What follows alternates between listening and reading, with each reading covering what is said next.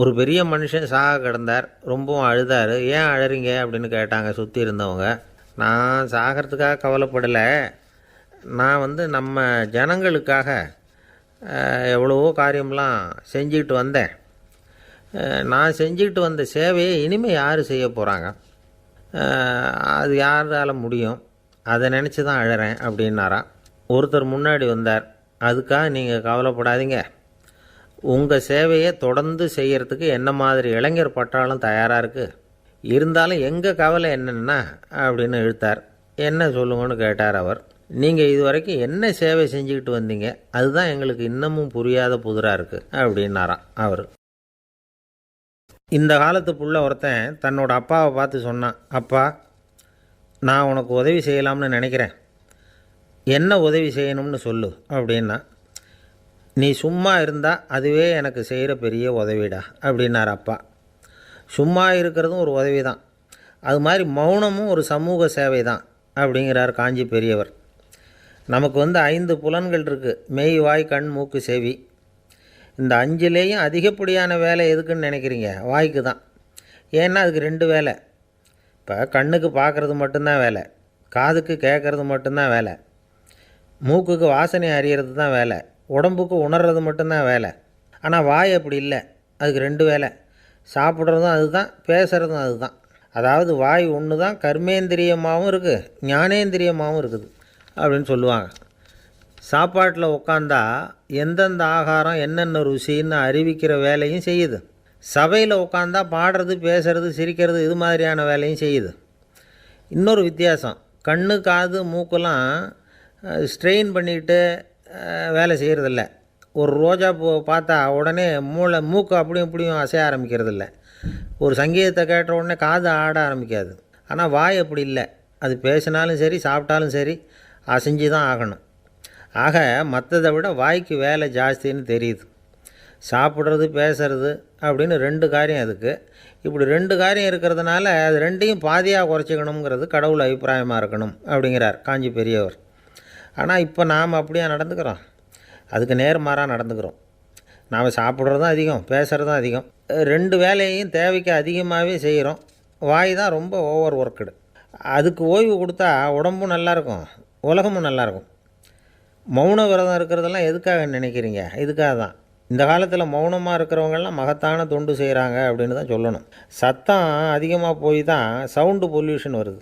அது மட்டும் இல்லை, மௌனமாக இருந்தால் சண்டை சச்சரவே வராது. மௌனம் கலக நாஸ்தி. ஆக இதுவும் ஒரு சமூக சேவை தான். நமக்கு தான் வாய் இருக்குதுங்கிறதுக்காக வசமாக சாப்பிட்றதும் தப்பு, வளவளன்னு பேசுகிறதும் தப்பு. ஒரு கருத்தை சொல்கிறதுக்கு ஒரே ஒரு சொல்லு போதும் அப்படின்னு இருக்கும்பொழுது 2 சொற்களை செலவு பண்ணாதே. எவ்வளவு சொன்னாலும் அதனால் ஒரு பயனும் விளையாது அப்படின்னு தெரிய வருமேயானால் அந்த ஒரு சொல்லையும் விரயம் பண்ணாதே அப்படிங்கிறார் ஒரு அறிஞர். எல்லா குணங்கள்லேயும் மௌனம்தான் சிறந்தது அப்படிங்கிறார் ஒருத்தர். மௌனமாக இருக்கிறது மூலமாக மற்றவர்கள் குறைகளை நம்மளால் தெரிஞ்சிக்க முடியும். அதே சமயத்தில் நம்மக்கிட்ட இருக்கிற குறைகளை மற்றவங்களுக்கு தெரியாமல் மறைச்சிக்கவும் முடியுங்கிறார் அவர். உண்மைதானே?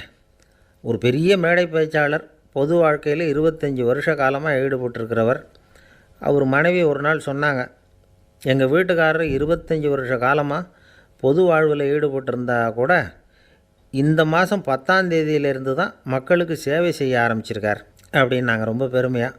10ஆம் தேதிக்கு அப்படி என்ன விசேஷம் அப்படின்னு கேட்டோம். அன்னையிலேருந்து தான் அவர் மேடையில் பேசுகிறத நிறுத்தினார் அப்படின்னாங்க அந்த அம்மா. ஒருத்தர் ஒரு தவறு செஞ்சு விட்றாருன்னு வச்சுக்கோங்க, உடனே நீ செஞ்சது தவறு அப்படின்னு சொல்கிறது ஒரு வகை. அதுக்கு பதிலாக எது சரின்னு அவர் புரிந்து கொள்ள உதவி செய்கிறது இன்னொரு வகை. இந்த 2வது வகை இருக்குது பாருங்கள், நிர்வாக இயலில் இது ரொம்ப முக்கியம். அலுவலகத்தில் வேலை பார்க்குற ஒருத்தர் முக்கியமாக தெரிஞ்சுக்க வேண்டியது என்ன தெரியுமா? சக ஊழியர்கள்கிட்ட எப்படி பழகணும், மேலதிகாரிகள்கிட்ட எப்படி பழகணும், தனக்கு கீழே வேலை செய்கிறவங்கக்கிட்ட எப்படி பழகணும், வாடிக்கையாளர்கள்கிட்ட எப்படி பழகணும், இவங்க எல்லார்கிட்டையும் செம்மையான உறவை ஏற்படுத்திக்கிறது எப்படி, இதையெல்லாம் சொல்லிக் கொடுக்குற பாடம் தான் இன்டர் பர்சனல் ஸ்கில், திறமையான உறவு அப்படிங்கிறது. எந்த வேலையில் இருந்தாலும் சரி, இந்த உறவுகளை வளர்க்கும் திறன் உள்ளவங்க சீக்கிரம் முன்னுக்கு வந்துடுறாங்க. மற்றவங்கக்கிட்ட உறவை பலப்படுத்திக்கிறது எப்படி அப்படின்னு தெரிஞ்சுக்கிட்டோம்னா எந்த ஒரு தடையையும் சுலபமாக தாண்டி செய்கிற தொழிலில் முன்னுக்கு வந்துடலாம். ஹார்வர்டு பல்கலைக்கழகத்தில் ஒரு கணக்கெடுப்பு பண்ணி பார்த்தாங்களாம். பார்க்குற வேலையில் எது மாதிரி குணாதிசயம் உள்ளவங்க வேகமாக முன்னுக்கு வர்றாங்க அப்படின்னு தெரிஞ்சுக்கிறதுக்காக இந்த கணக்கெடுப்பு. வெவ்வேறு துறையில் வேகமாக முன்னுக்கு வந்திருக்கிற பல பேரை சந்தித்து இந்த சர்வேயை நடத்தியிருக்கிறாங்க. அவங்க கண்டுபிடிச்சி சொல்லியிருக்கிற உண்மை என்ன தெரியுமா? ஒருத்தர் ஒரு வேலையில் இருந்தால் அது சம்பந்தப்பட்ட சப்ஜெக்ட் பற்றிய அறிவு 35% இருந்தால் போதுமா. ஆனால் உறவுகளை வளர்க்கக்கூடிய திறன், இன்டர் பர்சனல் ஸ்கில்லு 65% வேணும். இப்படி உள்ளவங்க சீக்கிரம் முன்னுக்கு வந்துடுறாங்களாம். அதனால் ஒருத்தருக்கு வேலை சரியாக புரியலைன்னா கூட விவரமாக மற்றவங்கக்கிட்ட பழகிறது எப்படின்னு புரிஞ்சால் போதும், அவர் முன்னுக்கு வந்துடலாம். அலுவலகங்களில் மட்டும் இல்லை, எல்லா இடங்கள்லேயும் இது ரொம்ப முக்கியம். வீட்டுக்குள்ளேயும் இது ரொம்ப முக்கியம், வீட்டுக்கு வெளியேயும் இது முக்கியம். அடுத்தவங்கக்கிட்ட பழகிறது எப்படிங்கிறத தெரிஞ்சிக்காதவன் வாழ்க்கையில் முன்னேற முடியாது. இன்றைக்கி ஆயுதங்களால் காயப்படுத்தி கொள்ளுகிறவர்களை விட வார்த்தைகளால் காயப்படுத்தி கொள்ளுகிறவர்கள் தான் அதிகம். பெரியவங்க என்ன சொல்கிறாங்க தெரியுமா? நீங்கள் இந்த பூமியில் பிறந்ததன் அர்த்தம் பூர்த்தியாகணும்னா அடுத்தவங்களுக்கு உதவி பண்ணுங்க. அடுத்தவங்களுக்கு உதவி செய்ய முடியாவிட்டால் கூட பரவாயில்லை, ஆனால் யாரையும் புண்படுத்தி விடாதீங்க அப்படின்னு சொல்கிறாங்க. எனக்கு தெரிஞ்ச ஒருத்தர் ஒரு அலுவலகத்தில் வேலை பார்க்குறார். அவர் சொல்லுவார், எனக்கு இந்த இன்டர் பர்சனல் ஸ்கில் ரொம்ப அதிகம் சார். சக ஊழியர்கள்கிட்ட ரொம்ப சுமூகமாக நடந்துக்குவேன்.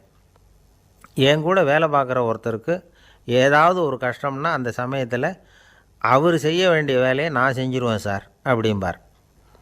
நான் அவர்கிட்ட சமீபத்தில் அப்படி ஏதாவது செஞ்சுருக்கீங்களா அப்படின்னு கேட்டேன். செஞ்சுருக்கேன் சார்.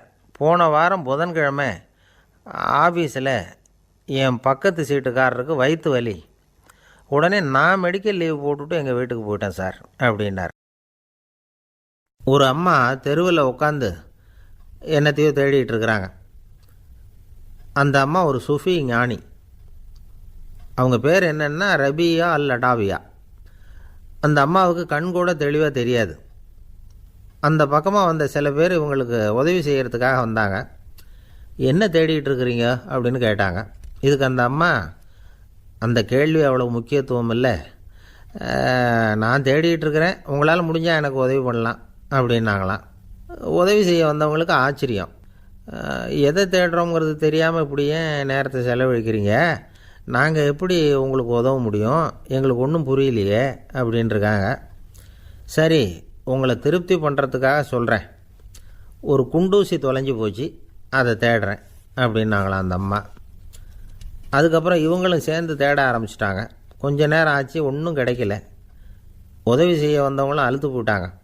அப்புறம் கேட்டாங்க, பாருங்கம்மா, இது ரொம்பவும் பெரிய தெரு, அகலமான தெரு.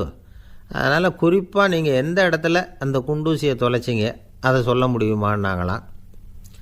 இதுக்கு அந்த அம்மா, நீங்கள் மறுபடியும் அர்த்தமில்லாத கேள்வியை கேட்குறீங்க, உங்கள் கேள்விக்கும் நான் தேடுறதுக்கும் என்ன சம்மந்தம்னாங்களாம். இதை கேட்டதும் அவங்க ஒரு மாதிரி ஆகிட்டாங்க. என்னம்மா நீங்கள் பைத்தியம் மாதிரி பேசுகிறீங்க அப்படின்னாங்களாம். சரி, உங்களை மறுபடியும் திருப்திப்படுத்துறதுக்காக சொல்கிறேன். அதை நான் எங்கள் வீட்டில் தொலைச்சுட்டேன் அப்படின்னாங்களாம். அப்புறம் எதுக்காக இங்கே தேடிட்டுருக்குறீங்க அப்படின்னு கேட்டிருக்காங்க. ஏன்னா இங்கே தான் வெளிச்சம் அதிகமாக இருக்குது, அங்கே வீட்டுக்குள்ளே இருட்டாக இருக்குது, அதனால் இங்கே தேடுறேன். வெளிச்சம் உள்ள இடத்துல தானே தேட முடியும் அப்படின்னாங்களாம் அந்த ஞானி. இந்த கதைக்கு என்ன அர்த்தங்கிறத பெரியவங்க சொல்கிறாங்க. அதாவது இந்த தேடுதல்ங்கிறது ஒரு வியாதி. அது நம்ம சதா அலைய வைக்கும், பைத்தியமாக மாற்றுறதுக்கு முயற்சி பண்ணோம். ஒரு காலம் அது நிறைவு அடையவே அடையாது. வாழ்வுங்கிறது ஒரு புரிந்து கொள்ள முடியாத சதா இயங்கி கொண்டிருக்கிற ஒரு செயல். அதுக்கு ஆரம்பமும் இல்லை, முடிவும் கிடையாது. எதையோ தேடணும் அப்படிங்கிற உந்துதல் நமக்குள்ளே இருக்கும், ஆனால் குறிப்பாக எதை தேடிட்டு இருக்கிறோம் அப்படிங்கிறது புரியாது. அப்படி ஏதாவது ஒன்றை தேடி அடைஞ்சிட்றோம்னு வச்சுக்கோங்க, உடனே ஒரு அதிருப்தி வந்துடும். அதனால் வாழ்க்கைங்கிறது சலிப்பு நிறைந்தது அப்படிங்கிற எண்ணத்தை உண்டாக்கிக்கிறோம். ஒன்று அடைஞ்சதுக்கு அப்புறம் இன்னொன்று தேட ஆரம்பிச்சிருவோம். ஆக இந்த தேடல்ங்கிறது நாம் ஒன்று அடைஞ்சாலும் அடையாவிட்டாலும் தொடர்ந்து நடந்துக்கிட்டு தான் இருக்கும். இதுக்கு முடிவே கிடையாது. இந்த உண்மையை நாம் நல்லா புரிஞ்சுக்கணும் அப்படிங்கிறது பெரியவங்களுடைய கருத்து. ஏழையும் தேடுறான், பணக்காரனும் தேடுறான், நோயாளியும் தேடுறான், நோய் இல்லாதவனும் தேடுறான், அதிகாரம் உள்ளவனும் தேடுறான், அதிகாரம் இல்லாதவனும் தேடுறான், முட்டாளும் தேடுறான், அறிவாளியும் தேடுறான். ஆனால் யாரும் இதை தான் தேடி சாதிக்க போகிறோம், இதுதான் முடிவு அப்படின்னு திட்டவட்டமாக சொன்னதில்லை. ஒன்று அடைஞ்சதும் இன்னொன்று தேட ஆரம்பிச்சிடுறாங்க, அவ்வளோதான். அதாவது உங்களின் தேடுபவர் உங்கள் உள்ளே தான் இருக்கிறார், அவரை தேடி கண்டுபிடியுங்கள். இதுதான் ஞானிகள் நமக்கு சொல்லுகிற ஒரு ஆலோசனை. நம்மால் ஒருத்தன் ஜெயிலில் இருந்தான். இன்னொரு கைதி அவனை பார்த்து கேட்டான், ஏன்பா உன்னை பார்க்குறதுக்கு வெளியிலேருந்து யாருமே இங்கே வர்றது இல்லையே, உனக்கு சொந்தக்காரங்களே கிடையாதா அப்படின்னு கேட்டானான். ஏன் இல்லை, எனக்கு சொந்தக்காரங்க நிறைய பேர் உண்டு, அவங்க என்னை பார்க்க வராததுக்கு காரணம் வேறு அப்படின்ட்டுருக்கான் இவன். என்ன காரணம்னு கேட்டான் அவன். அதுக்கு இவன் சொன்னானா, அதுக்கு என்ன காரணம்னா அவங்க எல்லாரும் இங்கே உள்ளேயே இருக்கிறாங்க அப்படின்னானா. ஒரு சீன தேசத்து அரசர் இருந்தார். அவருக்கு வயசாயிட்டுது. அவருக்கு அடுத்தபடியாக அவருடைய புள்ள பட்டத்துக்கு வரணும், ஆட்சி பொறுப்பை ஏற்றுக்கணும். ஒரு நல்ல தலைவனுக்கு இருக்க வேண்டிய பண்புகள்லாம் தன்னுடைய மகனுக்கு இருக்கணும்னு விரும்பினார் அந்த அரசர். அதனால் இளவரசனை பக்கத்தில் இருந்த ஒரு குரு கிட்ட அனுப்புனார். இளவரசன் அவர்கிட்ட போய் சேர்ந்தான். அந்த குரு என்ன பண்ணார் தெரியுமா, இவனை பார்த்து சொன்னார், இதை பாருப்பா, நீ என்ன பண்ணுற, இப்போவே பக்கத்தில் இருக்கிற காட்டுக்கு போ, நடு காட்டில் போய் ஒரு இடத்துல உட்காந்துக்கோ, அங்கே என்னென்ன சத்தம்லாம் உன் காதில் விழுதுன்னு கவனித்து கேளு, உன் காதில் விழுந்த ஓசைகள் என்னென்னங்கிறத என்கிட்ட வந்து சொல்லு, அதுதான் எனக்கு தெரியணும், உனக்கு வேலையும் அதுதான் அப்படின்னு சொல்லி அனுப்பி வச்சுட்டார். இளவரசன் காட்டுக்கு போனான். குரு சொன்னபடியே ஒரு இடத்துல உட்காந்து கவனித்து கேட்டான். அதுக்கப்புறம் குருக்கிட்ட திரும்பி வந்தான். என்னென்ன சத்தம்லாம் கேட்ட அப்படின்னு கேட்டார் குரு. குருவே, காட்டில் நான் பறவைகள் சத்தம்லாம் கேட்டேன், மிருகங்களின் ஓசையையும் கேட்டேன், இதை தவிர இடி மின்னல் மழை இதுகளோட சத்தத்தையும் கேட்டேன் அப்படின்னா. குரு யோசனை பண்ணார், நீ இன்னமும் சரியாக கேட்கல, அதனால் மறுபடியும் காட்டுக்கு போ, கொஞ்ச நாள் தங்கியிருந்து கேட்டுட்டு வா அப்படின்னார். இளவரசனுக்கு ஒன்றும் புரியல. இருந்தாலும் குருவின் கட்டளையாச்சே, மறுக்க முடியுமா? உடனே அவன் மறுபடியும் காட்டுக்கு போனான். ஒரு இடத்துல உட்காந்தான். கொஞ்ச நேரம் உன்னிப்பாக கவனித்து கேட்டான். சில நாள் கழித்து குருக்கிட்ட திரும்பி வந்தான். குருவே, இந்த தடவை சில துல்லியமான சத்தங்களையெல்லாம் கேட்டான். தேனீ பறக்கிற சத்தம், நீரோடையின் மெல்லிய ஓசை, இதெல்லாம் கேட்டேன்னா. குரு சிரித்தார். நீ மறுபடியும் காட்டுக்கு போ, இன்னும் சில நாள் அங்கே இரு, முழுமையாக கவனமாக கேட்டுக்கிட்டு வா அப்படின்னு சொல்லி அனுப்பி வச்சுட்டார். இளவரசனுக்கு குழப்பம் அதிகமாகிட்டுது. ஒன்றுமே புரியல. மறுபடியும் காட்டுக்கு போனான். மௌனமாக ஒரு இடத்துல உட்காந்துட்டான். அப்படியே தியானத்தில் ஆழ்ந்துட்டான். சில நாளில் அவனுக்கு இதுவரை கேட்காத ஓசைகள்லாம் கேட்க ஆரம்பிச்சிட்டுது. இதைத்தான் நான் கேட்கணும்னு என்னுடைய குரு எதிர்பார்த்துருக்கிறாருங்கிறத புரிஞ்சுக்கிட்டான். உடனே குருக்கிட்ட ஓடனான். குருவே, இந்த தடவை காதுகளுக்கு கேட்க முடியாத சில ஓசைகளை கூட என்னால் உணர முடிஞ்சுது. பூ மலருகிற ஓசை, சூரியனால் பூமி சூடாகிறப்போ எழுகிற ஓசை, காலை பனித்துளி இந்த புல்லுலாம் குடிக்கிற ஓசை, இது எல்லாம் என்னால் நல்லா கேட்க முடிஞ்சுது அப்படின்னா. குருவுக்கு இப்போ தான் திருப்தி ஏற்பட்டு தான். இளவரசனை பார்த்து சொன்னார், இதை பாருப்பா, இப்போ தான் நாட்டை ஆளுகிற தகுதி உனக்கு வந்திருக்குது அப்படின்னு சொல்லி அதுக்கு விளக்கமும் கொடுத்தாராம். எந்த அரசன் தன்னுடைய மக்களின் எதையும் பேசுகிற மௌன மொழியை, மௌன வார்த்தைகளை கேட்குறானோ அவன்தான் ஆள தகுதி உள்ளவன். எந்த அரசன் தன்னுடைய மக்களின் உணர்ச்சிகளை உண்மையாக உணர்றானோ அவன்தான் முதன்மையான அரசன். போலி வார்த்தைகளை மட்டும் கேட்டுட்டு பல மௌன ராகங்களை காதில் வாங்கிக்காதவன் அரசனே இல்லை. எந்த நாட்டில் எப்போ ஒரு அரசன் தன்னுடைய மக்களின் உணர்ச்சிகளை கேட்க மறுக்கிறானோ அன்னையிலேருந்தே அந்த நாடு அழிய தொடங்குது அப்படின்னு அர்த்தம். இதுதான் அந்த குரு இளவரசனுக்கு போதித்தது. வாயால் பேசுகிறத மட்டும் கேட்டு ஏமாறக்கூடாது, உணர்ச்சிகளையும் கேட்குறதுல தான் மனப்பக்குவம் உண்டாகும். மக்கள் உணர்ச்சிகளை புரிந்து கொள்ளாத அரசர்கள் நீடிச்சிருக்க முடியாது. அது மாதிரி நாடுகளில் அடிக்கடி குழப்பம் தான் உண்டாகும். அப்படி இருந்தால் அடிக்கடி ஆட்சி மாறிக்கிட்டு இருக்கும். அப்படிப்பட்ட ஒரு தேசம், அங்கே ஒரு சிறைச்சாலையில் 3 கைதிகள் பேசிக்கிட்டு இருந்தாங்க. ஒருத்தன் சொன்னான், நான் இந்த நாட்டு ராஜாவை எதிர்த்து பேசிக்கிட்டு இருந்தேன், அதனால் என்னை பிடிச்சி கொண்டாந்து இங்கே போட்டுவிட்டாங்க அப்படின்னா ஒருத்தன். இன்னொருத்தன் சொன்னான், நான் இந்த நாட்டு ராஜாவை ஆதரித்து பேசிக்கிட்டு இருந்தேன், அதனால் என்னை பிடிச்சி கொண்டாந்து இங்கே தள்ளிவிட்டாங்க அப்படின்னா. அது சரி, நீ என்ன தப்பு பண்ண அப்படின்னு சொல்லி 3வது ஆளை பார்த்து இவங்க கேட்டாங்க. அதுக்கு அந்த ஆள் சொல்கிறான், நான் தான் இந்த நாட்டு ராஜா அப்படின்னானா. ஒரு ஆசாமி வேகமாக ஓடிக்கிட்டு இருந்தான். ஏன் இப்படி ஓடுறேன்னு கேட்டார் இன்னொருத்தர். அங்கே ஒரு ஆளை அடிபட்டு கிடக்கிறான், அதை பார்த்தேன், உடனே ஓடுறேன்னா. எங்கேன்னு கேட்டார். ஆஸ்பத்திரிக்குன்னா. ஒரு ஆள் அடிபட்டு கிடக்கிறத பார்த்தா உடனடியாக நாம் செய்ய வேண்டியது முதல் உதவி, அதுக்கப்புறம் தான் ஆஸ்பத்திரி. இன்றைக்கி விபத்துங்கிறது சர்வசாதாரணமாக நடந்துக்கிட்டு இருக்குது. வாகன விபத்து, வெடிகுண்டு விபத்து, தீ விபத்து, கட்டடம் சரியறது, பூகம்பம், இப்படி நிறைய நடக்குது. ஒரு விபத்தை பார்த்துட்டா நம்மளில் பல பேர் நமக்கு என்னத்துக்கு வம்புன்னு ஒதுங்கி போயிடுறதும் உண்டு. சில பேர் துணிஞ்சு கிட்ட போய் உதவி செய்கிறதும் உண்டு. அப்படி உதவி செய்ய நினைக்கிறவங்களுக்கு உபயோகப்படுற தகவல் இது. விபத்தில் காயமடைஞ்சவங்களை 3 பிரிவாக பிரிக்கலாமா. முதல் வகை கொஞ்சம் சீரியஸானது, உயிருக்கு உடனே ஆபத்து தரக்கூடியது. மூளை காயம், முகம், கழுத்து காயங்கள், இருதயம், நுரையீரல் காயங்கள், வயத்தில் உள்ளுறுப்பு காயங்கள், அதிகப்படியான இரத்தப்போக்கு, இதனால எல்லாம் பாதிக்கப்பட்டிருந்தால் அது முதல் வகை அப்படின்னு நாமளே மனசுக்குள்ளே முடிவு பண்ணிக்கணும். இவங்களுக்கெல்லாம் உடனடியாக முதல் உதவி கொடுக்கணும். தாமதப்படுத்தாமல் ஆஸ்பத்திரிக்கு கொண்டுகிட்டு போயிடணும். இப்படி கொஞ்சம் எச்சரிக்கையாக நடந்துக்கிட்டால் அவங்களில் பல பேரை காப்பாற்றி போடலாம். 2வது வகை எப்படின்னா, முதல் உதவி விரைவாக கிடைச்சா உயிர் பிழைக்கக்கூடிய மார்பு காயங்கள், கைகால் எலும்பு முறிவு, இடுப்பு முதுகெலும்பு காயம், சீரான இரத்த சேதம், இப்படிப்பட்டவங்களை 2வது வகையாக பிரிக்கணும். ஆபத்து இல்லாத சிராய்ப்புகள், சிறு காயங்கள், இரத்த உறைவுகள், இதனால் பாதிக்கப்படுறவங்க 3வது வகை. ஒருத்தர் தலையில் அடிபட்டு நினைவு விழுந்துட்டார்னு வச்சுங்க, அவருக்கு வாந்தி வர்றதுனால புறையேறி மூச்சு அடைப்பு உண்டாகும். இப்படி ஆகாமல் இருக்கிறதுக்காக தலையை ஒரு பக்கமாக சாய்ச்சி வைக்கலாம். நாடி துடிப்பையும் இதய துடிப்பையும் தொட்டு பார்க்கணும். அது குறைஞ்சிருந்தாலும் சரி, நின்று இருந்தாலும் சரி, அவர் மார்பை நிமிஷத்துக்கு 80 தடவை உள்ளங்கையால் அழுத்தி இதய துடிப்பை மீட்கிறதுக்கு உதவி பண்ணணும். கழுத்தில் காயம்பட்டாலும் ஆபத்து அதிகம். கழுத்துக்கு அடியில் ஒரு துண்டை மடித்து வைக்கலாம். 2 பக்கமும் சின்ன தலையணை அல்லது துணி மடிப்புகளை வச்சு கழுத்தை அதிகமாக அசையாமல் பார்த்துக்கலாம். முதுகெலும்பு முறிஞ்சிருக்குமோ அப்படிங்கிற சந்தேகம் இருந்ததுன்னா அவரை அதிகமாக அசைய விடக்கூடாது. அதிகமாக அசைஞ்சால் தண்டு இடத்துல பாதிப்பு ஏற்பட்டு கை கால் விளங்காமல் போயிடும். அவரை ஒரு கனமான போர்வை இல்லைன்னா பாயில் படுக்க வச்சு 4 பேர் மெதுவாக தூக்கி மருத்துவ உதவிக்கு அனுப்பி வைக்கலாம். கையெலும்பு முறிஞ்சிருந்தால் முறிஞ்ச பாகத்தை உடம்போடு சேர்த்து அசையாமல் கட்டி போடலாம். கால் எலும்பு முறிஞ்சிருந்தால் மற்ற காலோடு சேர்த்து கட்டி போடலாம். முறிஞ்ச பாகம் தொங்காமல் பார்த்துக்கணும். அப்போ தான் வீக்கம் உண்டாகாமல் இருக்கும். வெட்டு காயம், குண்டடிப்பட்ட காயம், இதிலெல்லாம் இரத்தப்போக்கு அதிகமாக இருக்கும். ரத்தம் வெளியேற ஆபத்து அதிகம். சுத்தமான துணியை பல மடிப்புகளை மடித்து காயத்தின் மேலே வச்சு அழுத்தமாக ஒரு 10 நிமிஷம் பிடிச்சிக்கணும். ரத்தம் நின்ன உடனே காயத்துக்கு கட்டு போடலாம். சில சமயம் காயம்பட்ட பாகத்தை உயரமாக தூக்கி பிடிச்சிக்கிட்டா தான் ரத்த கசிவு நிற்கும். இந்த விவரங்களையெல்லாம் கொஞ்சம் மனசில் வாங்கி வச்சுக்கிட்டோம்னா சமயத்தில் உதவும்.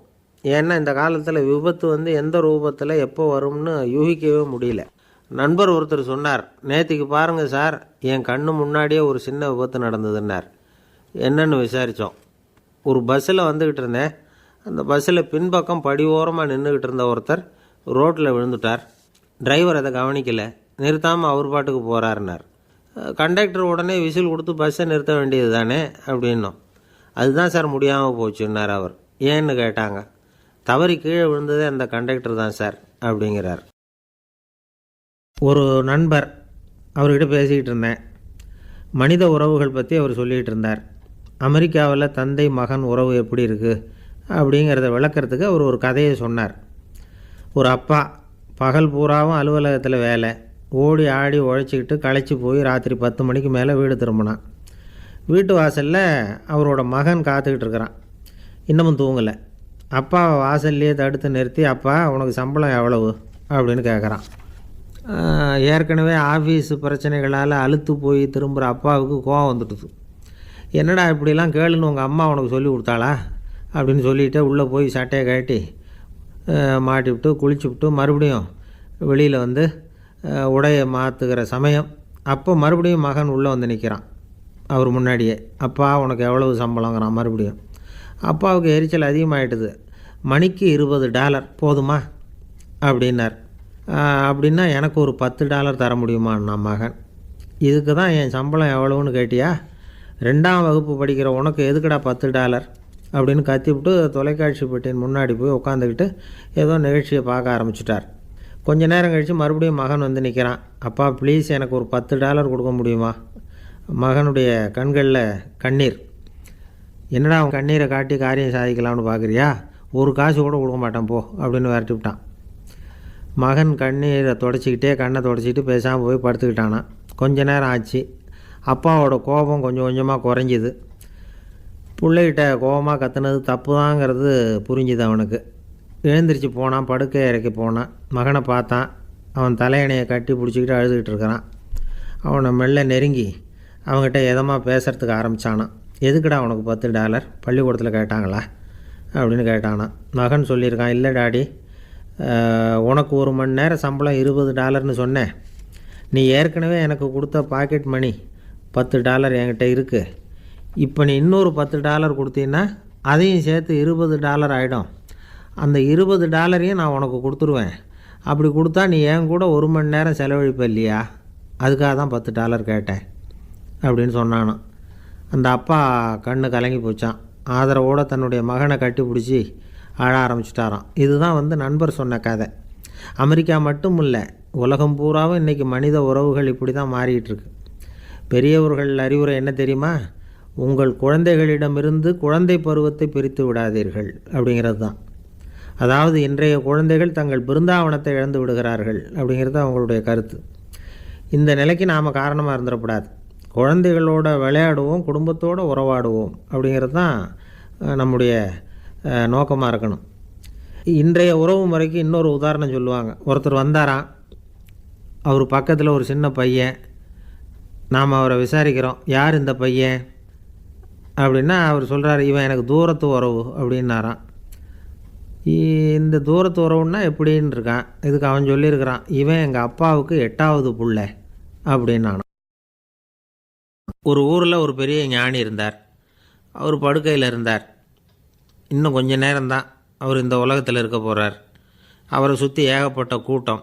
ஏற்கனவே அவருடைய உபதேசங்களை கேட்டவங்க பல பேர் அவரை சுற்றி நிற்கிறாங்க. அந்த ஞானி மெதுவாக கண்ணை திறந்து பார்க்குறார். எல்லாரும் அவருடைய கடைசி வார்த்தையை கேட்கறதுக்காக அவளோட காத்துக்கிட்டு இருக்கிறாங்க. அந்த ஞானி மெதுவாக பேச ஆரம்பித்தார்.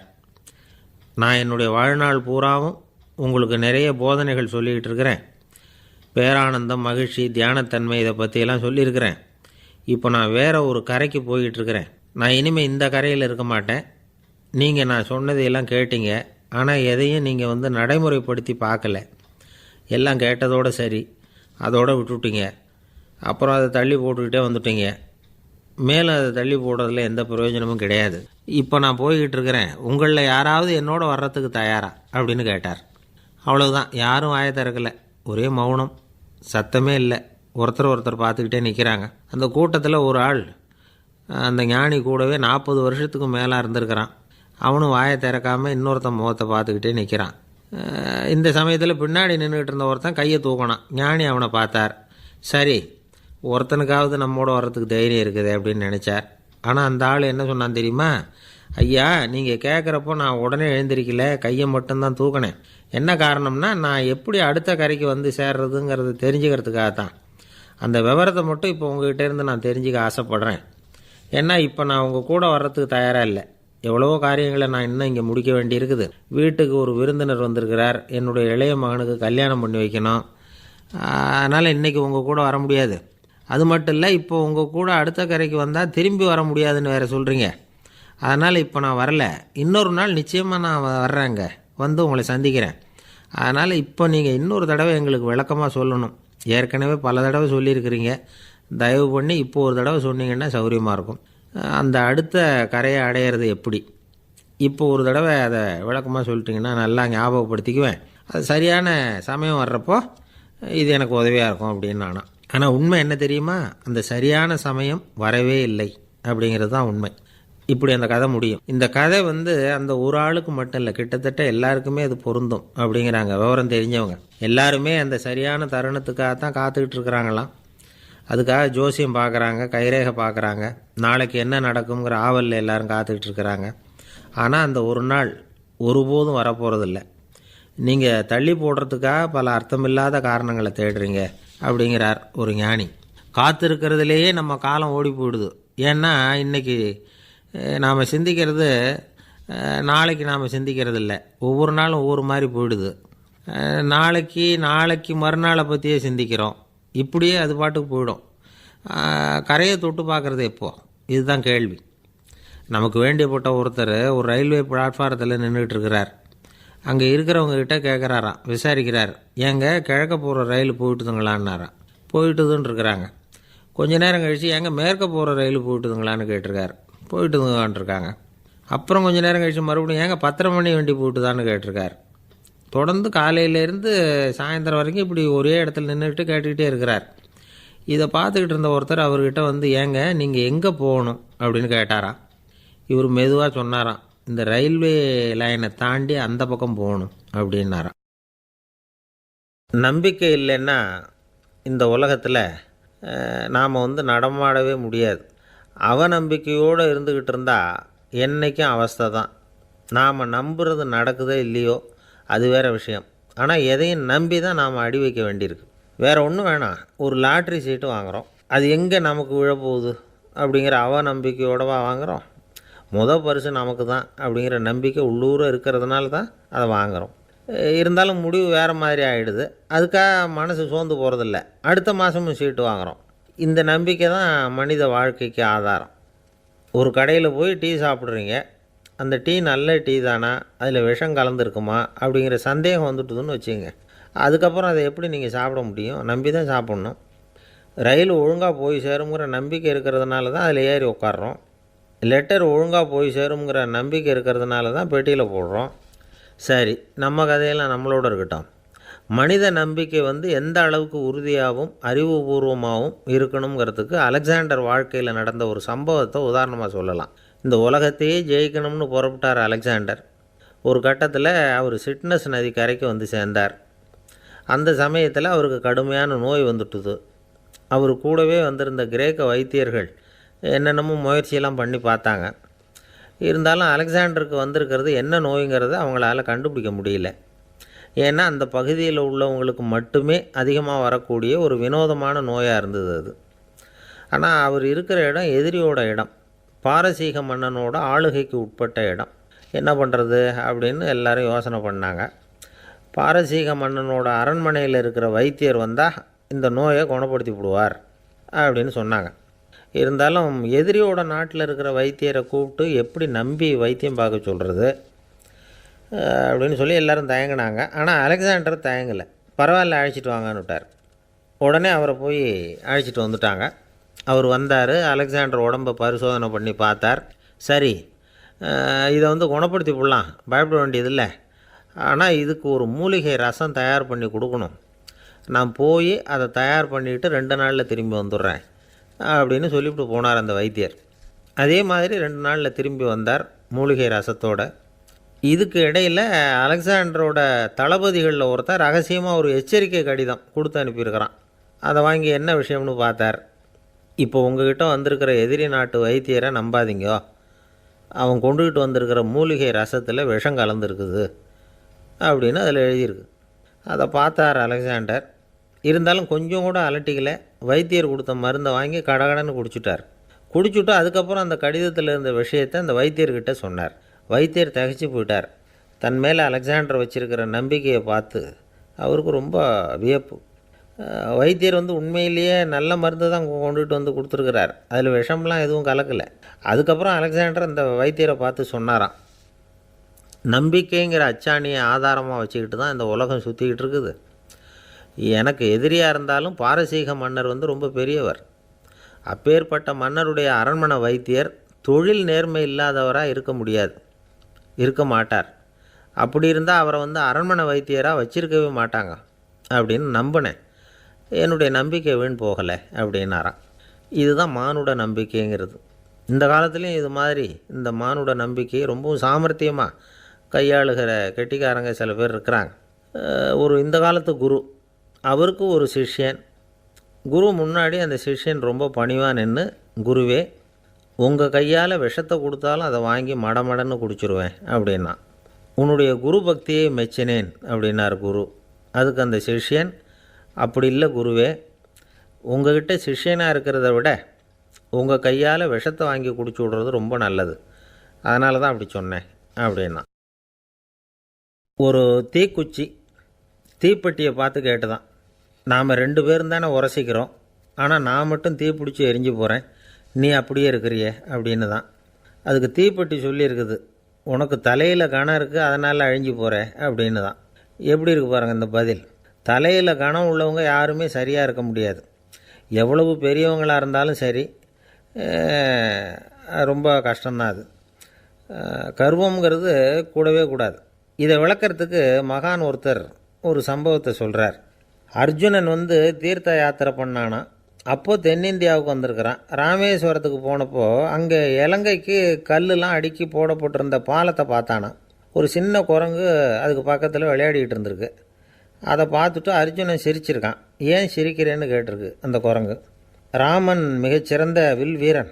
அப்படி இருக்கிறப்போ அவன் இலங்கைக்கு அம்புகளாலேயே ஒரு பாலம் கட்டியிருக்கலாம். அதை விட்டுட்டு போயும் உன்ன மாதிரி குரங்குகளை துணையாக வச்சுக்கிட்டு இப்படி ஒரு கருங்கல் பாலத்தை கட்டியிருக்கிறானே அப்படின்னு நானா. அம்புகளால் பாலம் கட்ட முடியுமா அப்படின்னு கேட்டு தான் குரங்கு. ஏன் முடியாது, என்னால் முடியுமேன்றிருக்கான் அர்ஜுனன். அம்பால் பாலம் கட்டலாம், இருந்தாலும் என்ன மாதிரி குரங்குகள் ஏறி நடந்தால் அது தாங்குமா? அதனால தான் ராமர் கருங்கல் பாலமே கட்டினார் அப்படின்றது குரங்கு சொல்லிச்சான். அப்படியே சொல்கிற, நான் வேணும்னா இப்போ அம்புகளாலேயே ஒரு பாலத்தை கட்டுறேன், நீ அது மேலே ஏறி நடந்து பார். பாலம் விழுந்துட்டுதுன்னா நான் தீ மூட்டி அதில் குதித்து உயிர் தியாகம் பண்ணிவிடுறேன் அப்படின்னு நான் ரொம்ப கோபமாக. உடனே அந்த சின்ன குரங்கு பெரிய உருவம் எடுத்துட்டு தான் கையில் கதையோடு அர்ஜுனன் முன்னாடி நிற்கிறான் அனுமன். பார்த்தா, என்னுடைய தலைவர் ராமரையா இழிவாக பேசுகிற, நீ இப்போ பாலம் கட்டு, நான் என்னுடைய பலத்தை காட்டுறேன் அப்படின்னா அனுமன். அர்ஜுனன் தன்னுடைய காண்டிபத்தை எடுக்கிறான், சரமாரியாக அம்புகளை விடுறான். அதெல்லாம் ஒன்றோட ஒன்று கோத்துக்கிட்டு அப்படியே பாலம் மாதிரி நிற்கிது. அர்ஜுனன் தலை நிமிர்ந்து நின்னான். அனுமன் உயர கிளம்பி அங்கேருந்து பாலத்தில் பொத்துன்னு இறங்கினான். பாலம் அப்படியே நொறுங்கி போச்சு தூள் தூளாக. என்ன அர்ஜுனா, இப்போ என்ன செய்ய போகிற அப்படின்னா ஏளனமாக. அர்ஜுனன் தலையை தொங்க போட்டுக்கிட்டான். சொன்னபடி தீ மூட்டி அதில் குதிக்கிறதுக்காக 3 தடவை சுற்றி வந்தான். அப்போது கிருஷ்ணர் அங்கே வந்தார். என்ன அர்ஜுனா, என்ன நடக்குது, என்ன இது அப்படின்னு ஒன்றும் தெரியாத மாதிரி கேட்டார். அர்ஜுனன் வாயை திறக்கிறதுக்கு முன்னாடி அனுமன் வாயை திறந்தான், நடந்ததை சொன்னான். அர்ஜுனன் சவால் விட்டபடி உயிர் திறந்தே ஆகணும்னா அனுமன். கிருஷ்ணர் யோசனை பண்ணார். நல்லது, இந்த சவால் விட்டதுக்கும் நடந்ததுக்கும் யார் சாட்சி? பெரியவர் ஒருத்தரை சாட்சியாக வச்சுக்கிட்டல்லவா நீங்கள் இந்த போட்டியை நடத்தியிருக்கணும் அப்படின்னார். அதனால் என்ன, இப்போ மறுபடியும் அந்த போட்டியை நடத்திவிட்டா போச்சு, என்னால் அந்த அம்பு பாலத்தை நொறுக்க முடியாதா அப்படின்னா அனுமன். சரி, இப்போ மறுபடியும் அது நடக்கட்டும்னார் கிருஷ்ணர். அர்ஜுனன் அம்பு பாலம் அமைச்சான். அனுமன் ஏறி குதிச்சான். பாலம் அசைஞ்சு கொடுக்கவே இல்லை, அவ்வளோ உறுதியாக இருக்குது. இப்போ அனுமன் தலையை குனிஞ்சிக்கிட்டான். அர்ஜுனன் நன்றியோடு நிமிர்ந்து பார்த்தான். கிருஷ்ணருடைய தோள்கள்லேயும் முதுகள்லேயும் ரத்தம். என்ன சுவாமி, என்ன நடந்ததுன்னு நான் பதறி போய், உன் அம்பு பாலத்தை நான் தான் முட்டு கொடுத்து தாங்கிக்கிட்டு இருந்தேன். அனுமன் குதித்தப்போ என் மேலே ஏற்பட்ட காயங்கள் இவை. பின்ன உன்னுடைய அம்பு பலத்தினாலேயா பாலம் நின்றுதுன்னு நினைக்கிற அப்படின்னாரான். முதல்ல அர்ஜுனன் அப்புறம் அனுமன் 2 பேருக்குமே கர்வ பங்கம் ஆகிட்டு தான். அதாவது அவங்கக்கிட்ட இருந்த கர்வம் போயிட்டுது. யாராக இருந்தாலும் கர்வம் கூடாதுங்கிறத இதிலேருந்து நாம் புரிஞ்சுக்கணும். இந்த காலத்தில் நாமெல்லாம் எந்த விஷயத்துக்கெல்லாம் கர்வப்பட்டுருக்கோம் தெரியுமா? 2 பெண்கள் தங்களுடைய கணவன்மார்களை பற்றி ரொம்ப பெருமையாக பேசிக்கிட்டாங்களாம். அதில் ஒரு அம்மா சொல்லியிருக்கு, என் வீட்டுக்காரர்கிட்ட எந்த சப்ஜெக்ட் கொடுத்தாலும் சரி அந்த விஷயத்தை பற்றி அழகாக 1 மணி நேரம் பேசுவார் அப்படின்னாங்களாம். உடனே இன்னொரு அம்மா, அது என்ன பிரமாதம், என் வீட்டுக்காரருக்கு சப்ஜெக்டே தேவையில்லை, விஷயமே இல்லாமல் நாள் பூரா பேசிக்கிட்டு இருப்பார் அப்படின்னாங்களாம். ஒரு காடு, நல்ல மரம்லாம் செழிச்சு இருந்தது. அப்படிப்பட்ட காட்டில் ஒரு சாது இருந்தார். அவர் எப்படின்னா எப்போவும் ஒரு மரத்தடியில் உட்காந்துருப்பார். ஏன்னா அவருடைய இருப்பிடமே அதுதான். அவர் என்ன பண்ணுவார், 3 கல் வச்சுருந்தார். செங்கல் மாதிரி இருக்கும், ஆனால் அதை விட கொஞ்சம் பெருசாக இருக்கும். எதுக்கு அந்த 3 கல்லுன்னா அதுதான் அவருடைய படுக்கை. அதாவது தூங்குறப்ப ஒரு கல்லை தலைக்கு கீழே வச்சுக்குவார், இன்னொரு கல்லை இடுப்புக்கு கீழே வச்சுக்குவார், இன்னொரு கல்லை காலுக்கு கீழே வச்சுக்குவார். உடம்பை அப்படியே ஒரு தகட்டால் மூடிக்குவார், அப்படியே தூங்கி போடுவார். மழை பெய்யுதுன்னு வச்சுங்க, அவர் உடம்பு 3 கல் மேலே இருக்குதா, அதனால் தண்ணி அடியில் ஓடி போடும், உடம்பு நனையாது. மேலே தகடு இருக்கிறதுனால மழையும் உடம்புல படாது. அவர் தூக்கமும் கெடாது, நிம்மதியாக தூங்குவார். பகலில் அந்த 3 கல்லையும் ஒரு சேர ஒரு அடுப்பு மாதிரி வச்சு அது மேலே உட்காந்துக்குவார்.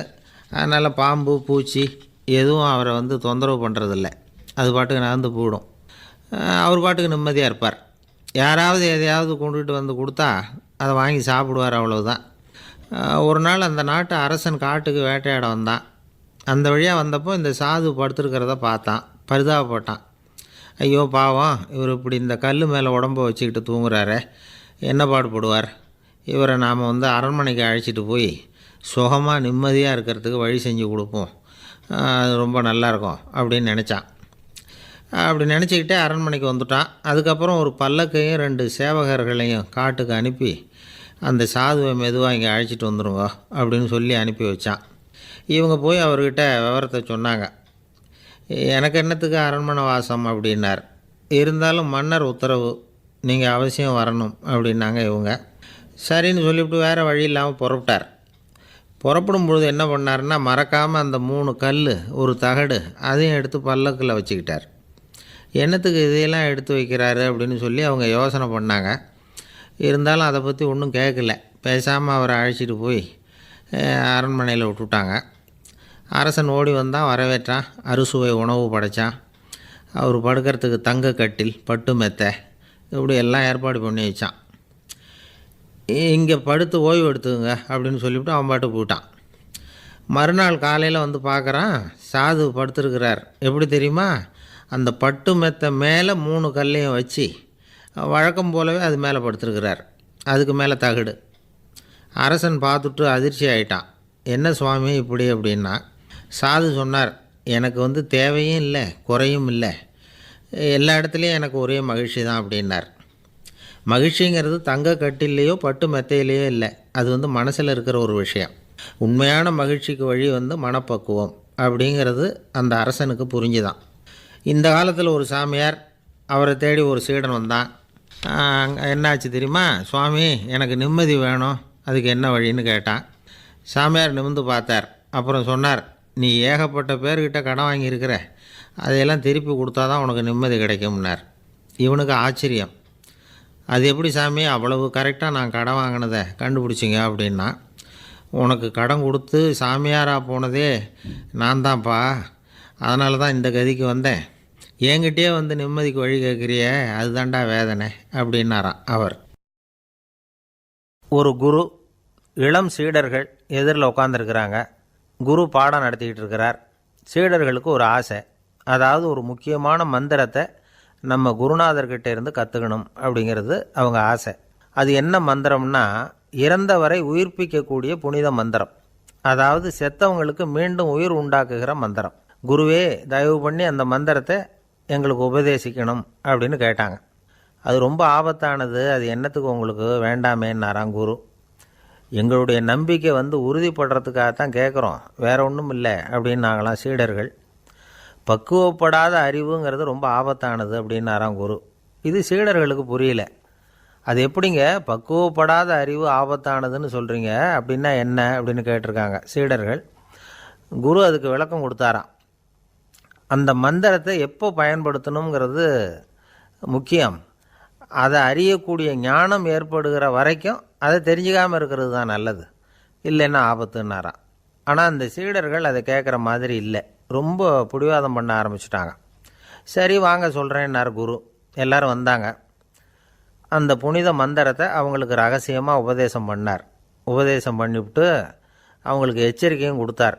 இந்த மந்திரத்தை நல்லா ஆராய்ச்சி பார்த்ததுக்கு அப்புறம்தான் உச்சரிக்கணும், அவசரப்பட்டு எதுவும் செஞ்சிடக்கூடாது அப்படின்னு ஒரு தடவைக்கு பல தடவை எச்சரிக்கை கொடுத்தார். சரின்னு சொல்லிவிட்டு அவங்கெல்லாம் மந்திரத்தை கற்றுக்கிட்டு எழுந்திரிச்சு போயிட்டாங்க. ஒரு நாள் அந்த சீடர்கள் எல்லாம் மணற்பாங்கான இடத்துல அப்படியே நடந்து போயிட்டுருக்கிறாங்க. ஒரு பாலைவன பகுதி மாதிரி ஒரு இடம்.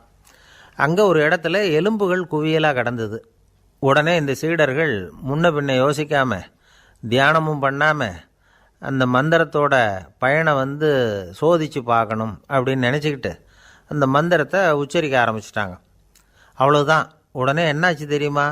அந்த எலும்புகள் எல்லாம் ஓநாய்களாக மாறி அவங்கள துரத்த ஆரம்பிச்சிட்டுது. சீடர்கள் எல்லாம் தலைதெறிக்க ஓட ஆரம்பிச்சிட்டாங்க. ஓநாய்களும் விடலை, அவங்கள துரத்தி பிடிச்சி கடித்து கொதற ஆரம்பிச்சிட்டுது. அப்போ தான் அந்த சீடர்களுக்கு குரு சொன்ன அறிவுரையோட அர்த்தம் புரிஞ்சுது. பக்குவப்படாத அறிவு ஆபத்தானது அப்படிங்கிறது. அதனால் இதிலேருந்து நாம் தெரிஞ்சுக்க வேண்டியது என்னென்னா, நாம் நம்ம அறிவை வளர்த்துக்கிட்டால் மட்டும் போதாது, அந்த அறிவை எப்போ எப்படி பயன்படுத்தணும் அப்படிங்கிற பக்குவமும் நமக்கு வரணும். அப்போ தான் வாழ்க்கை நல்லபடியாக அமையும், இல்லைன்னா இடைஞ்சல் தான். இந்த காலத்தில் சில சின்ன பிள்ளைங்களுக்கே அறிவு ரொம்ப பக்குவப்பட்டிருக்குங்கிறத உணர முடியுது. ஒரு சின்ன பையன் பள்ளிக்கூடத்தில் மார்க் லிஸ்ட்டு கொடுத்தாங்க. வாங்கிக்கிட்டு அவசரமாக வீட்டுக்கு ஓடினான். எதிரில் வந்த ஒருத்தர் கேட்டார், என்ன அவசரம், ஏன் இப்படி வேகமாக ஓடுறேன்னார். எங்கள் அம்மாக்கிட்ட அடி வாங்கணும், அதுக்காக தான் ஓடுறேன்னா. அடி வாங்கிறதுக்கா இவ்வளவு அவசரம்னார் அவர். அப்படி இல்லைங்க, நான் போகிறதுக்குள்ளே எங்கள் அப்பா வீட்டுக்கு வந்துட்டாருன்னா அவர்கிட்ட அடி வாங்க வேண்டியிருக்கும், அதை அவாய்ட் பண்ணுறதுக்காக இப்படி ஓடுறேன் அப்படின்னு நானான் அந்த பையன். ரொம்ப நாளைக்கு முன்னாடி ஒரு நாள் கோவலன் நாடகம் நடந்தது. எங்கள் மதுரையில் நடந்தது. அதில் ஒரு முக்கியமான கட்டம். கண்ணகி கிட்ட சிலம்பை வாங்கிக்கிட்டு அதை விற்கிறதுக்காக மதுரை நகருக்கு புறப்படுறான் கோவலன். அந்த சமயத்தில் கண்ணகி பாடுற மாதிரி ஒரு நாடக பாடல் நாடக ஆசிரியர் எழுதினது. அது என்ன பாட்டுன்னா, மா பாவியோர் கூடி வாழும் மதுரைக்கு மன்னா போகாதீர் என்று அப்படின்னு ஆரம்பிக்கும் அந்த பாட்டு. இதுதான் அந்த பாட்டு. இதை கண்ணகி மேடையில் பாடின உடனே கூட்டத்தில் சலசலப்பு.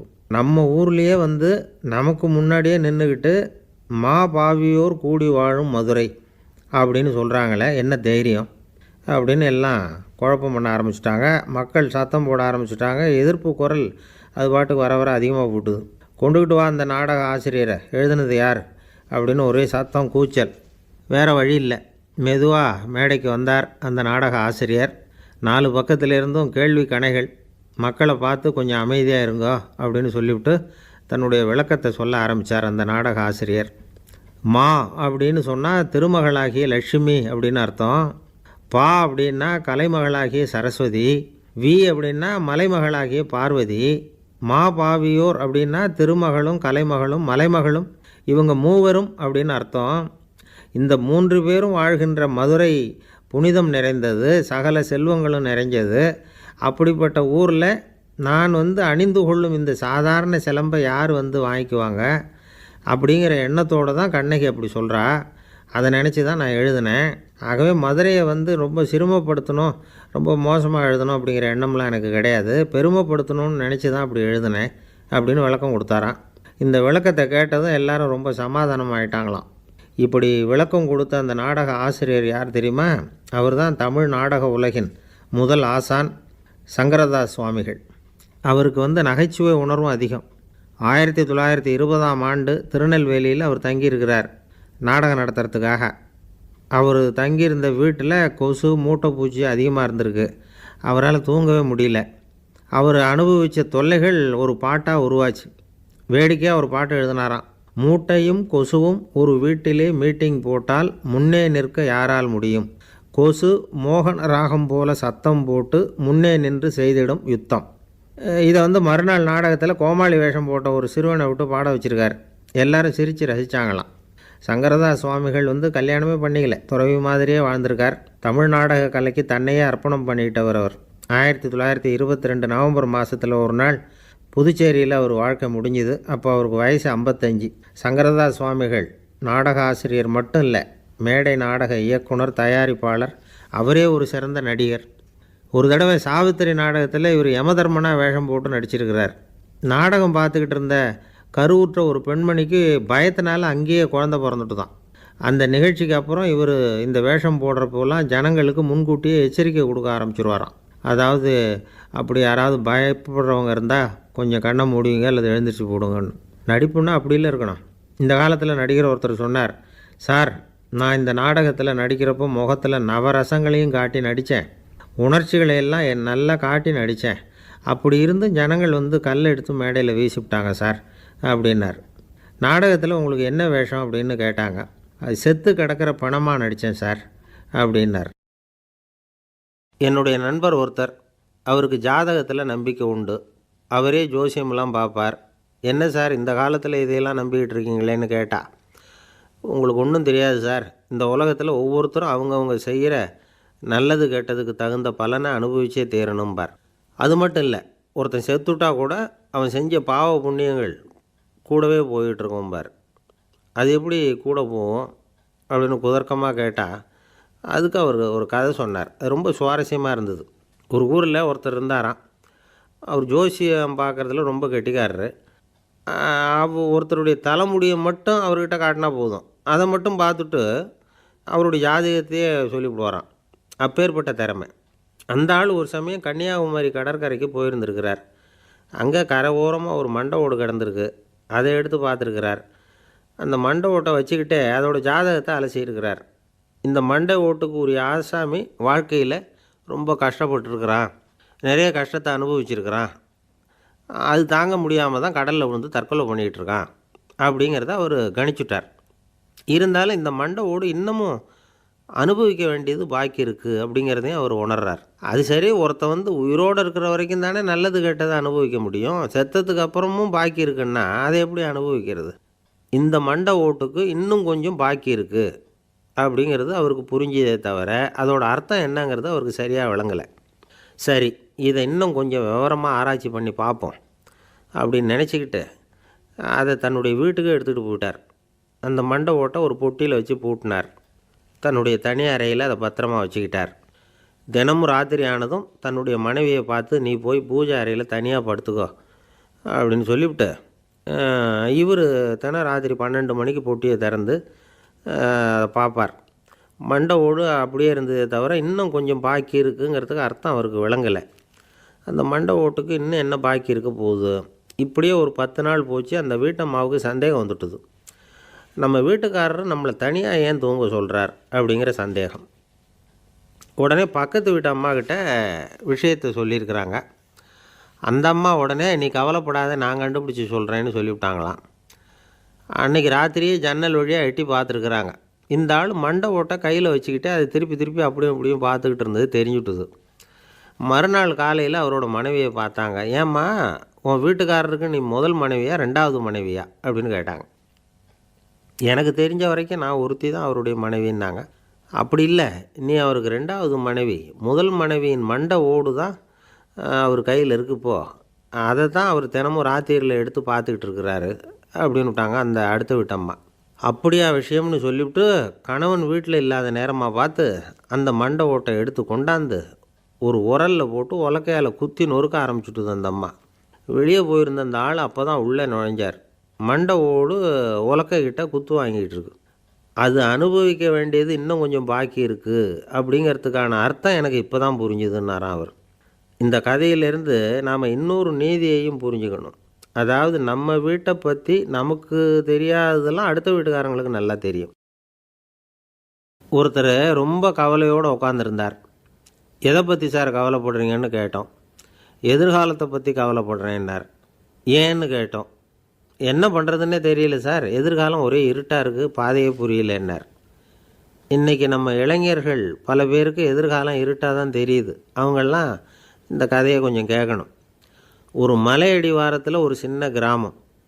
அந்த மலை ரொம்ப உயரமானது. அடர்த்தியாக செடி கொடிகள் மரங்கள் அதில் மண்டி கிடக்குது.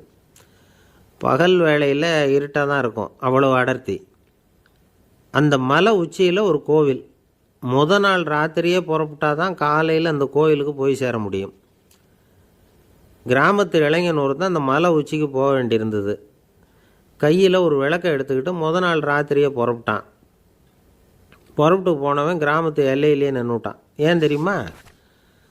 அவன் கையில் இருந்த விளக்கோட வெளிச்சம் 10 அடி தூரத்துக்கு தான் தெரியுது. அது வரைக்கும் தான் பாதை தெளிவாக இருக்குது. அதுக்கு அப்பாலெல்லாம் ஒரே இருட்டாக இருக்குது, பாதை புரியல. இவன் யோசனை பண்ணி பார்த்தான். மனசுக்குள்ளே ஒரு சந்தேகம். 10 அடி தூரம் தானே வெளிச்சம் தெரியுது அப்படின்னா நாம் 10 அடி தூரம் தானே போக முடியும். அதுக்கும் அந்தாண்ட ஒரே இருட்டாக இருக்குதே, அதில் எப்படி நாம் நடந்து போகிறது? நாம் ரொம்ப தூரம் நடந்து போய் ஆகணுமே. அப்படிப்பட்ட நினப்பெல்லாம் அவனுக்கு வந்துவிட்டது. இதுதான் அவன் மனசில் ஏற்பட்ட தயக்கம். இப்படி யோசிச்சுக்கிட்டே அந்த இளம் ஆசாமி புறப்பட்ட இடத்துலையே நின்றுக்கிட்டு இருக்கிறான். அந்த சமயத்தில் ஒரு வயசான பெரியவர் அந்த பக்கமாக வந்தார். அவர் கையில் இதை விட சின்னதாக ஒரு விளக்கு வச்சுருந்தார். அது எப்படின்னா அது ஒரு 5 அடி தூரத்துக்கு தான் வெளிச்சம் காட்டுது. அவ்வளவு சின்ன விளக்கு. அவரும் மலை உச்சிக்கு போகிறதுக்காக தான் வந்துக்கிட்டு இருக்கிறார். அவரை பார்த்து இவன் கேட்டான், என்ன பெரியவரே, இவ்வளவு சின்ன விளக்கை வச்சுக்கிட்டு அவ்வளவு தூரத்துக்கு எப்படி மலையேற போகிறீங்க அப்படின்னு கேட்டான். நீ ஏன் இப்படி தயங்கிக்கிட்டே நிற்கிறேன்னு கேட்டார் பெரியவர். என்கிட்ட இருக்கிற விளக்கு 10 அடி தூரத்துக்கு தான் பாதையை காட்டுதுன்னா. இப்போ பெரியவர் சொன்னார், தம்பி, உன் கையில் இருக்கிற விளக்கு கொடுக்குற வெளிச்சத்தை வச்சு நீ முதல்ல 10 அடி தூரம் முன்னாடி போ. 10வது அடியில் போய் நின்றுக்கிட்டு பாரு. மறுபடியும் ஒரு 10 அடி தூரத்துக்கு பாதை தெரியும். இப்படி உன் கையில் இருக்கிற விளக்கு தொடர்ந்து வெளிச்சம் காட்டிக்கிட்டே இருக்கும். நீ முன்னேற முன்னேற அந்த வெளிச்சமும் முன்னேறும். அதனால் எத்தனை கிலோமீட்டர் தூரம் வேணும்னாலும் நீ இந்த 10 அடி தூரம் வெளிச்சத்தை வச்சுக்கிட்டே நீ போயிடலாம், புறப்படு அப்படின்னார். இப்போ தான் அந்த பெரியவர் சொன்னது இளைஞனுக்கு பளிச்சுன்னு புரிஞ்சுதான். உடனே உற்சாகமாக புறப்பட்டான், உச்சிக்கு போய் சேர்ந்தான். இந்த கதையிலேருந்து நாம் புரிஞ்சிக்க வேண்டியது என்ன தெரியுமா? நீண்ட கால திட்டம் ஒன்று போடும் பொழுது நமக்கு முன்னாடி இருக்கிறத மறந்துட்டு மனசை போட்டு குழப்பிக்கக்கூடாது. உங்கள் கையில் என்ன இருக்கோ அதுலேயே உங்கள் எதிர்காலம் மறைஞ்சிருக்குது. கண் முன்னாடி தெரியறத வச்சு ஆரம்பிங்க, போக போக வழி தானாக புலப்படும் அப்படிங்கிறார் ஒரு பெரியவர். பெரிய பயணங்களையெல்லாம் இப்படி தான் நடத்த வேண்டியிருக்கும். ஒவ்வொரு அடியாக எடுத்து வச்சா ஓடி போய் சேர்ந்து விடலாம், மலைச்சி போய் நின்றுட்டா நின்றுக்கிட்டே இருக்க வேண்டியது தான். நம்ம ஆள்லாம் ரொம்ப மோசமான இருக்கிறாங்க. ஒருத்தன் அப்படி தான் நீண்ட தூர பிரயாணம் ஒன்று புறப்பட்டான். ரயில் போய்கிட்டே இருந்தது.